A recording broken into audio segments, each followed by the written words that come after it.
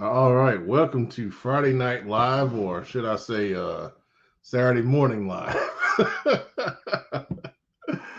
Man, I'm the Pet Man, Matt Morrow, and we're doing this 30 minutes later tonight because we went all the way out to Crest High School for the first time ever, and I did not realize that Crest is on the west side of Shelby.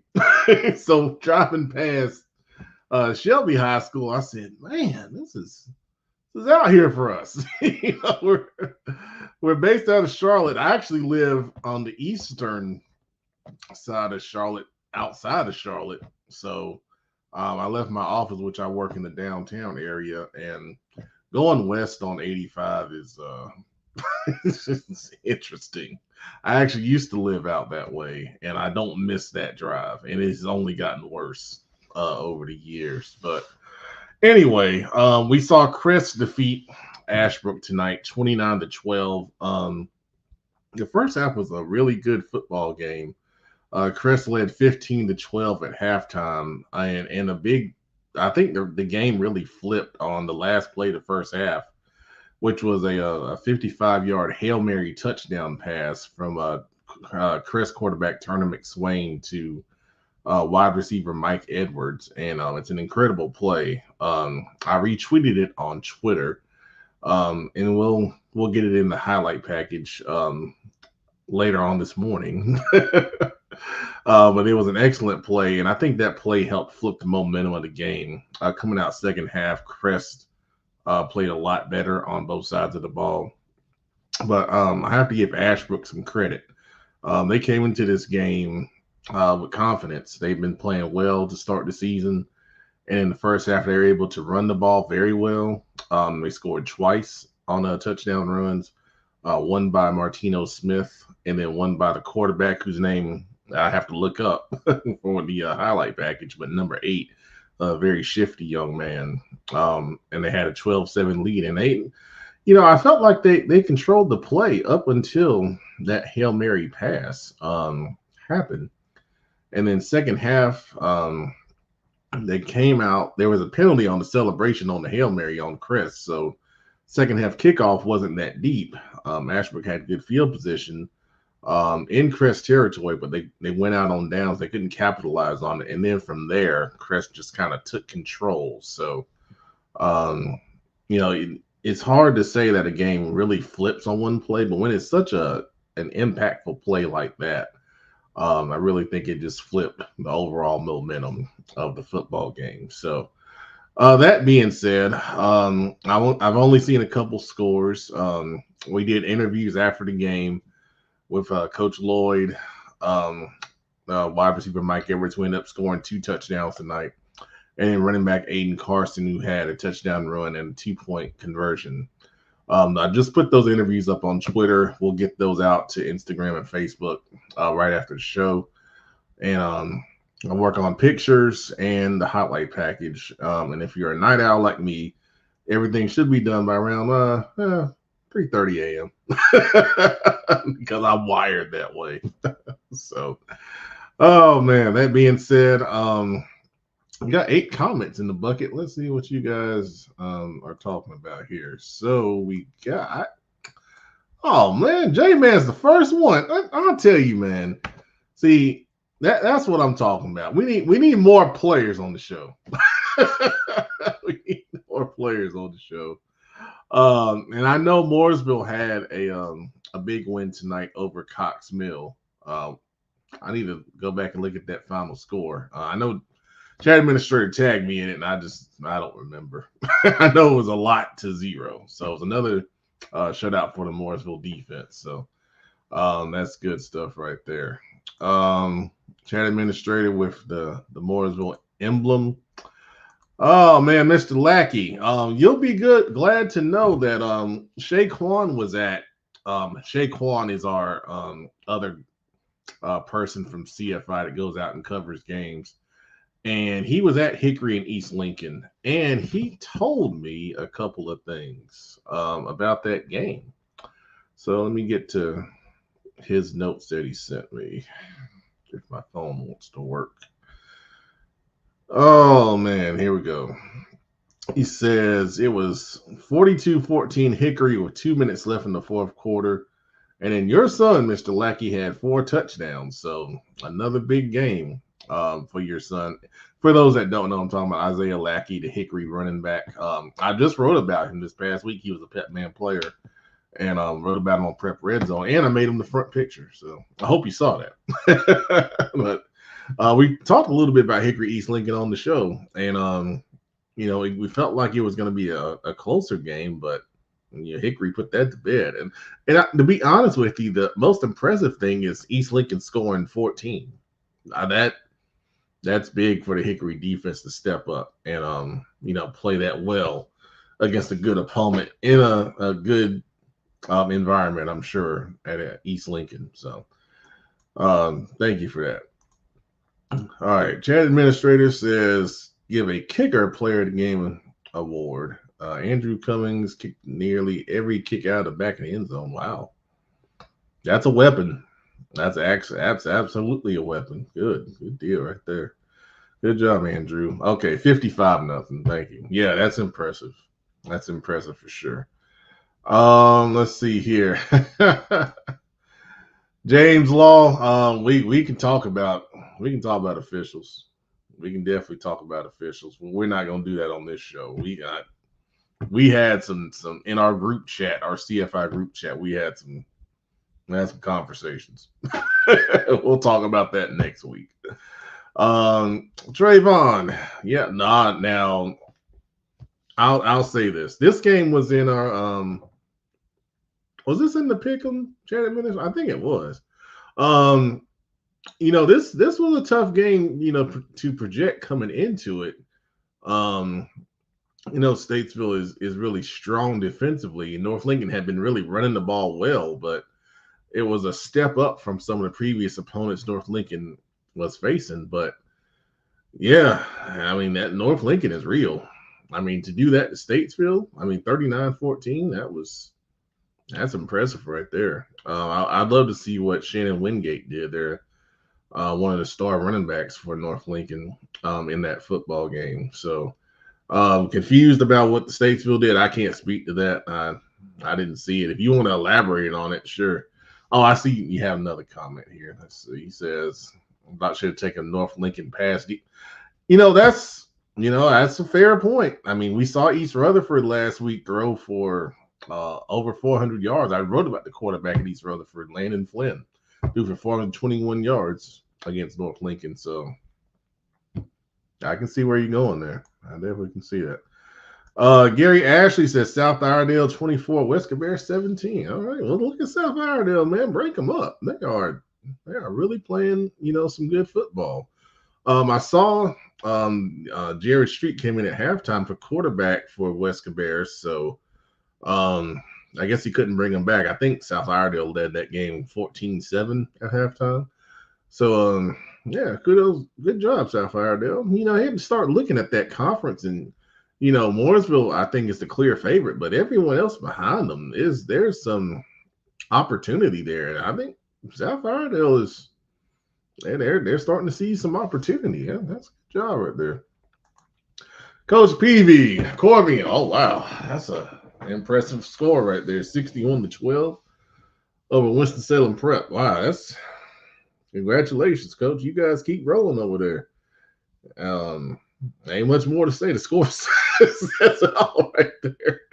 Let me know who played well, and we'll try to shine a light on them for sure. All right, our Clover guy, Armani Bird. Oh man, oh no, lost to Rock Hill. Oh yeah, Rock Hill's got a lot of talent, man. They got that Clark as a star receiver over there, highly recruited young man. He's fast as I don't know what, man. Yeah, so there's no shame in that. There's no shame. Learn, like you said, learn from it, and then put it behind you and move on, man. A lot of teams would like to be 3-2. That's for sure. I can name several right now. That's all right, man. Now Coach Leggett, man, that's a way to bounce back right there. Tough loss to Lake Norman last week. Marvin Ridge went down to Indian Land, South Carolina, and put it on them, man. 38-9. Wow. That's impressive, man. Congratulations, coach. Great job. Great job. I mean, Indiana's a good team. I believe they were undefeated coming into this game. So, yeah, great stuff right there. All right. Thank you, Juice Burgess. I was getting ready to look this up. Now, yeah, chaotic crowd. Yeah, well, that's one way of putting it from what I saw. Mallard Creek versus West Charlotte. Mallard Creek 13, West Charlotte 12. Stop on the 2-point conversion. I'm gonna tell you something. Mallard Creek is having one of those special years, man. Okay, guys, think about this. Think about how that game ended last year because we were there. Mallard Creek has the ball on offense. 4th and 1, and West Charlotte gets a goal line stand to win the game 17-15. And then you flip it around this year. You see Mallard Creek defense is on the field. West Charlotte going in for a 2-point conversion to win the game. And okay, first of all, shout out to Coach Griner and those guys for going for the win. Especially at home. But I'm sure, there's a lot of factors that probably played into that. But I mean, Mallard Creek, man, that's awesome. Now that's got to be the ultimate redemption feeling right there. You're put back now. Granted, it's your defense on the field, but you're in the same situation. One play wins the game or loses the game, and this time your team steps up and makes the play to win the game. Man, that's awesome. That's awesome. But what's not awesome is what happened with the crowd, and that. Wow. I don't know what to say, man. If you guys don't know what I'm talking about, there were reports that came out that game had to be stopped because of several fan issues that were going on during the game. I don't remember all the details offhand, but the long story short, they had to end up playing the game with no fans. And nobody wants that. Nobody wants that. I don't know what the whole deal was, with the situation. I'm sure it'll come out, but we've got to find a way to do better than this, man, because there's a lot of people that just want to go out, families especially, want to go out and support, their sons and their daughters doing cheerleading or in the band or color guard, whatever it may be. And we've got this craziness that continues to happen, and we've got to find a way to curtail this stuff, man. I mean, if you want to go do stupid stuff, find better places than a high school football game. I mean, that's just crazy, man. But congratulations to Mallard Creek, man. That's an awesome way to win, for sure. Peyton Odom's asking for the Julius Chambers final score. I'm going to go to the ticker here in just a minute and see what we can find. James Law says Huff 50-0 over North Met. I think I saw someone say in my mentions on Twitter that the Huff defensive line had a good game. So we'll find out who stood out in that one and make sure we shine a light on them for sure. Coach Truesdale, North Rowan, says North Rowan 55-13 over South Davidson. Quarterback Jeremiah Alford 9-13, 290 yards and 7 touchdowns passing. Wow. That's awesome, man. That is an awesome game. We talked about Mr. Alford a couple of weeks ago on the show. I'll definitely make sure he is recognized. That is great, man. Josh, thank you for that update on Hickory East Lincoln 42-21. That's the final score. Thank you, sir. Yeah, Juice, thank you for this. I'm just now seeing it. Crowd had to leave. Yeah, that is crazy. That is absolutely crazy. We need to really figure this out. Let's see here. Josh has also got Brevard over East Rutherford 24-21. That may decide their conference. Yeah, that sounds like a great game right there. We just mentioned East Rutherford, what they did to North Lincoln last week. Looks like Brevard would find a way to slow them down just a little bit on offense to get that win right there. So shout out to Brevard, man. Good stuff. I don't think we ever mentioned Brevard before. Thank you, Josh. New areas on Friday Night Live. That's awesome, man. Marcus Bell coming in. Kings Mountain 39, Hunter Huss 13. Yeah, Hunter Huss. Now, the thing with this is Kings Mountain really getting the offense going. And I've heard over the past couple years, the criticisms of Kings Mountain offensively. And I've stayed quiet about it because I know the man who's calling those plays. And the thing that I'll say is if you give Jamie Bolton some time to develop that system, you're gonna see more nights with 39 and 42 and a lot of points on the board because that guy knows offensive football, and I mean inside and out. He won a state championship at Cannon when they were playing Division II private school football. They won a state championship over there, and he knows how to put players in position to make plays. So I'm glad to see that for Kings Mountain for sure. Let's see. All right, got some questions on the scores. I'm gonna pull the ticker up here in a minute. We'll see what Weddington did up in Chapel Hill. I see another request for Chambers West Meck. I do know Chambers led West Meck 9-6 at halftime. I know that much. But we'll get to the ticker here in just a minute. Yeah, more here. Let's see here. Okay, Carter Helms. Oh wow, yeah, Montgomery Central was undefeated. Look at Piedmont, man. Good job right there. Piedmont 20, Montgomery Central 14. Yeah, and then Nathaniel, I just highlighted him on Pet Man's Players. So great job right there. Once again, another game over 200 yards. That's awesome. That is awesome. Yeah, Montgomery Central, I believe, was 4-0 coming into that game. Now, who they played, I can't, recite off memory, but that's a good win. Piedmont is definitely playing better football. That's for sure. Gary Ashley with a South Carolina update. Gaffney with a big win over Boiling Springs, 28-22. Okay. Yeah, I mean, Gaffney is big time football in South Carolina. That's for sure. That's impressive. That's impressive.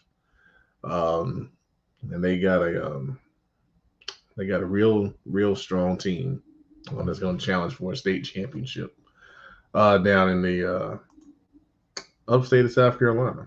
You guys are posting multiple scores.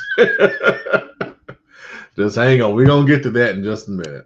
Slick DeVille, a Fayetteville update. Yeah, 71st, 56-22 over Southview. Yeah. I enjoyed going down there to meet a lot of those Fayetteville area kids in the media day that Josh Graham put together with his recruiting thing with I think it's Carolina Recruits earlier this summer. A lot of good kids. I spoke to several of those 71st kids. A lot of talent down there. So it's not surprising to see they are just rolling and definitely a favorite in the 3A East playoff picture to get back to the state championship. And, they're going to see a good team, whether it's Hickory and Dudley or many other options that are out there. That's for sure. So great job, 71st. Keep it rolling, man. All right. I'm going to go to Max Preps, and we're going to go through some of these scores. Thank you, Jessica, for posting several of those on the screen there for the fans to see in the comments. If you're on Facebook or YouTube, you should be able to see those. All right, we got West Moran over Carson 33-7, Cuthbertson over South Caldwell 56-6. High Point Christian with a close win over Country Day 22-21. Rocky River, our buddy Coach McClamrock, his second win in a row, 21-12 over East Meck. Butler 56-7 over Garinger. Let's see here. Community School Davidson big over Bishop McGinnis 42-7. Monroe 41, Porter Ridge 24. Talked about Huff over North Meck. Concord big over East Oran, 45-0. Union Academy continuing to win, 14-7 over Trinity. Providence Day big over Christ School, 55-7. Here's your Weddington update. Weddington 56, Chapel Hill 0. That was expected. It was a great game up at Pine Lake. Two of our buddies, Coach Trotter at Pine Lake, Coach Dub Robert Washington at Mountain Island. They played a great game. Pine Lake won 30-28. Coach Trotter sent me a little bit of information on this game that I'll get to in my messages. He said they had a 99.5-yard drive for a touchdown to take the lead, and then they blocked a field goal at the end to win the game. Wow, that's a great win right there. Charlotte Latin continuing to win, 19-14 over St. Paul's. A.L. Brown won 31-14 over Hickory Ridge. Charlotte Catholic won 24-6 over Providence. Palisades big over Berry, 38-0. Myers Park 59, Valentine Ridge nothing. We talked about Mooresville over Cox Mill. Northwest Cabarrus over South Rand, 45-0. South Point Red Raiders, Belmont 44, Stuart Kramer 7. North Iredell picking up another win, 23-16 over Fred T. Ford.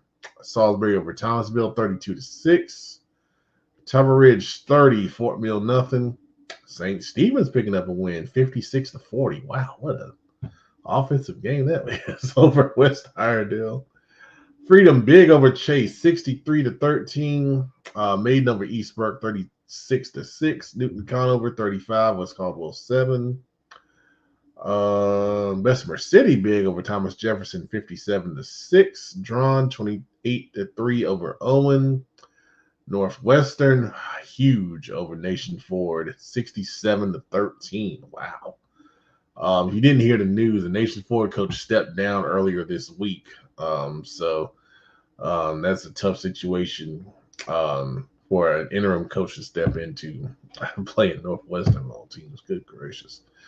Watauga big over North Davidson, 47-21. Albemarle 22, Southwestern Randolph 15. Bandy 17, West Lincoln 15, and a good one. Burns, and shout out to Burns. I didn't mention this on the show. I did see it in the comments, but we didn't mention it on the show. But our prayers go out to the Burns community for the loss of two students in a vehicle accident that happened near the school. And I know that third is in the hospital trying to recover from their injuries. There was a moment of silence at Crest tonight, which I thought was a very nice touch. But prayers go out to their community for sure. They had a big win over Highland Tech, 56-8. Mount Pleasant 42, West Stanley 0. Shelby 56, Cherryville 0. Talked about North Lincoln over Statesville. Bunker Hill over Lincolnton 32-14. North Rowan, yeah, we talked about that over South Davidson. And there's several missing scores, including Chambers Westman. So, Jessica, we'll go with your report that it's 9-6 is the final. And then the Olympic 30, South Meck 23. That was a good football game right there. Hopewell 48, Harding 0. Yep. So, all right. So, it looks like that's about it. I hope I got everybody's comments there. Looks like I did. So, all right. Thank you for coming and staying with us at this extremely late hour. Friday Night Live, once again, now sponsored by Blackbridge Financial. We appreciate their support of Charlotte Football Insiders. Make sure you check out Blackbridge Financial. Just take a look at them on Google. They can offer you a lot of different financial options. When I took a look at their website, it has a cool little video with a presentation on how they can help streamline your finances. And, I think I might take advantage of it because I know everybody's money needs some streamlining. So take a look at Blackbridge Financial and see what they can do for you. Thanks, everyone. Have a great weekend. We'll see you back on Wednesday next week, 8 p.m. Football Focus Weekly. We'll get back to our previews of games, panel discussion, which will include referees about a number of different things and much more. So make sure you tell your players, nominate themselves for Petman's players. Tag us in your highlights with stats, especially, or you can DM your highlights and stats, either one. And then eligible seniors, make sure you sign up for the Queen City Senior Bowl. We still have a couple weeks left before we shut down the registration, but make sure you go and get that done. It takes less than a minute. Players, you can sign yourselves up. Coaches, you can sign your players up as long as you have the information that we need. And please make sure you put a huddle film in there. It's hard to evaluate a player without some good film. So, all right, everybody have a great weekend. Appreciate the time. Stay tuned for more from Chris and Ashbrook coming real soon on all of our social media outlets. Appreciate it.